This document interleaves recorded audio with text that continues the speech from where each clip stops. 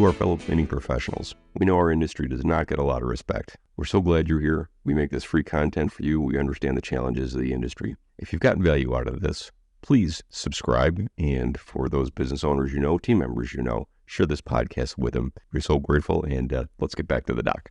Joel, we're back, and I understand we are talking about branding and sending the right message. I love this topic. I kind of figured you might, being a marketing guy, that you might like this. Business owners, we have a very interesting twist on what we think our business is. And in our mind, sometimes we build it up as it's the Taj Mahal. And then we turn and look and say, okay, this is the money I have for branding, and it ends up being a shanty.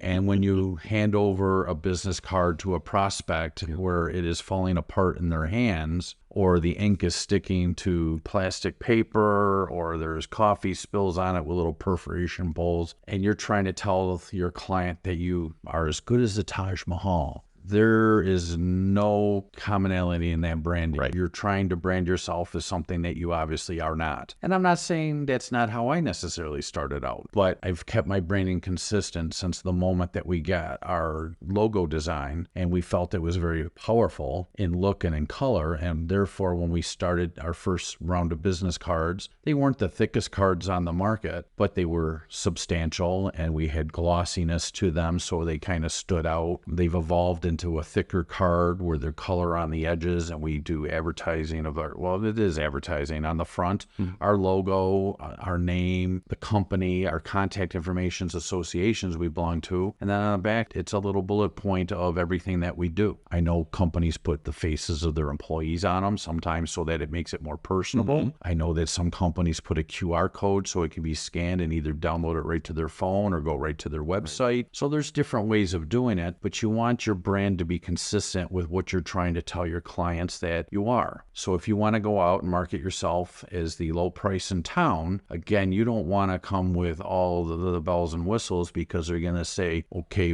I'm paying for the low price. How is this being paid for? Right, it does have to make sense. Is it money laundering? Is it what the...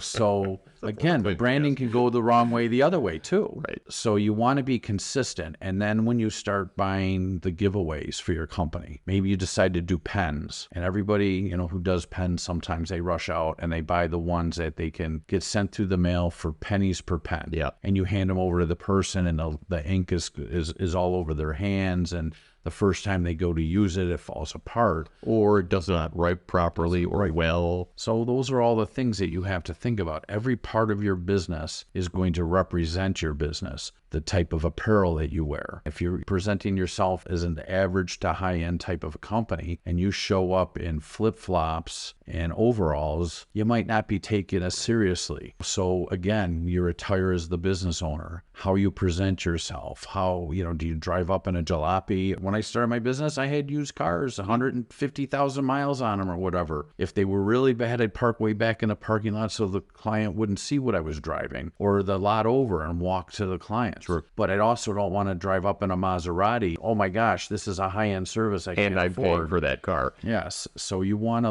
have to look at what you're doing, because everything that you do and how you brand yourself is going to be a direct relationship to what they expect the final service project to look like. How you're acting and what you hand out and the items that you communicate with are really a full expression of the personality and the stature of your business. Absolutely. And if you're not good at that, you need to work with somebody or a company that can help you, so that you tell them what you want your brand to look like and feel like, and they can help guide you as you make the different choices between your brochures, how maybe your websites are set up, the leave behinds, your clothing, the apparel you wear, if you're doing trade shows, and they can keep that brand consistent for you from the moment you walk in to the moment you walk out. Great advice, Joel. Thank you.